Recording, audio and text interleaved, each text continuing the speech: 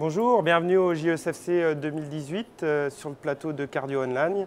Et donc, je suis Olivier Hutin, cardiologue à Nancy, et j'ai l'honneur d'accueillir Patrick Journard de Pontoise donc pour parler d'un sujet d'actualité, donc insuffisance cardiaque et télémédecine. Et donc, comme première question, je voudrais en fait savoir, c'est quoi télésurveiller un insuffisant cardiaque en 2018 ?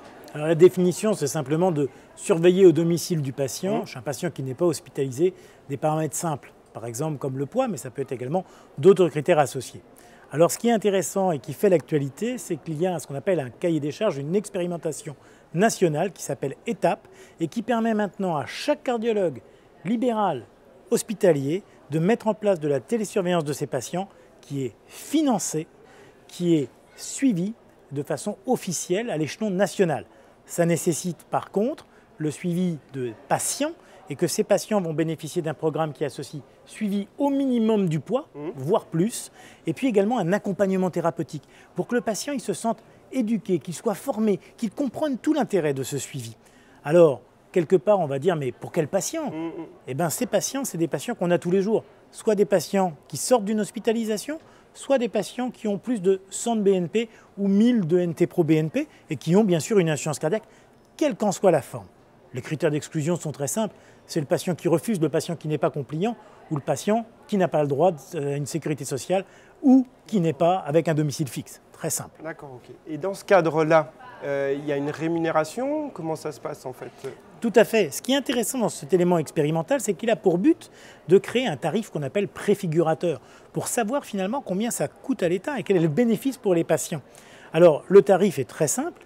Si jamais effectivement on est dans ce cahier des charges, il faut rester dans ce contexte, eh bien c'est 220 € par an par patient pour le cardiologue qui va faire le télésuivi, c'est 120 € pour l'infirmière ou le médecin ou la structure qui va réaliser l'accompagnement thérapeutique par an.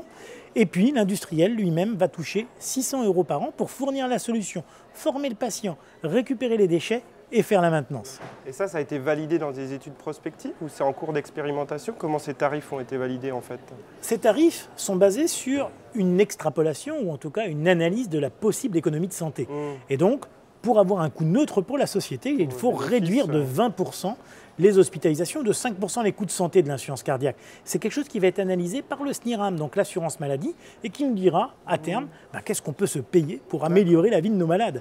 Encore une fois, ce qui est intéressant, c'est que dans ce financement, il y a non seulement un fixe de base dont on a parlé, mais également un incentive. C'est-à-dire que si avec les cardiologues, on arrive à réduire de plus de 20% les hospitalisations, l'économie de santé va bien sûr à la puissance publique, mais également aux différents acteurs. Et ça, c'est nouveau. Ouais, ça, c'est nouveau.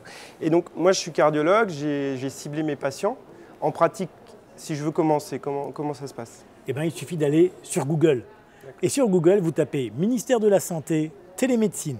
Vous ouvrez une page qui vous explique exactement ce que je vous ai dit sur tout ce qu'il y a sur la télémédecine.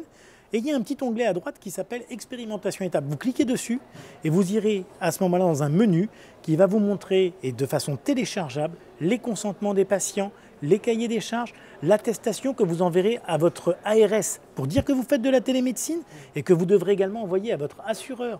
Si vous êtes médecin hospitalier, c'est l'hôpital qui va remplir cette demande. Et puis vous aurez également votre formulaire de prescription qui vous permettra de savoir quelle solution technique vous préconisez, quel accompagnement thérapeutique vous demandez.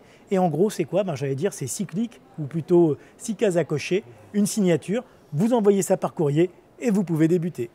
D'accord, très intéressant. Et donc, le message final, alors, parce que là, la porte est ouverte, comment on va essayer de définir ça dans les années qui viennent ? Quel serait votre message principal ? Mais je dirais que la télémédecine, ce n'est pas du futur, ce n'est pas demain, c'est maintenant. Et que quelque part, ce maintenant, ça nécessite plusieurs choses. La première chose, c'est qu'il faut que nous restions nous-mêmes maîtres de notre prescription. Parmi les différents industriels, c'est nous qui allons choisir quelles solutions nous prescrivons. Et c'est nous, quelque part, qui nous engageons à dire que la façon dont les alertes sont gérées, le seuil de déclenchement, est correct par rapport à notre pratique.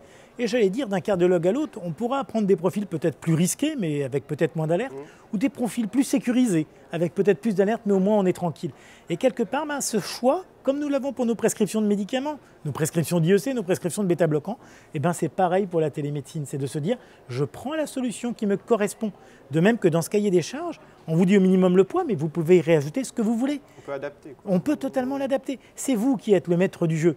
Et j'allais dire, quelque part, la médecine, elle va s'améliorer, elle va progresser, parce que c'est nous qui la bâtissons pour nos patients. Et donc, la meilleure façon d'accompagner nos patients, c'est d'être avec eux dans ce changement sociétal qu'est l'apparition de la e-santé. Merci beaucoup. Merci.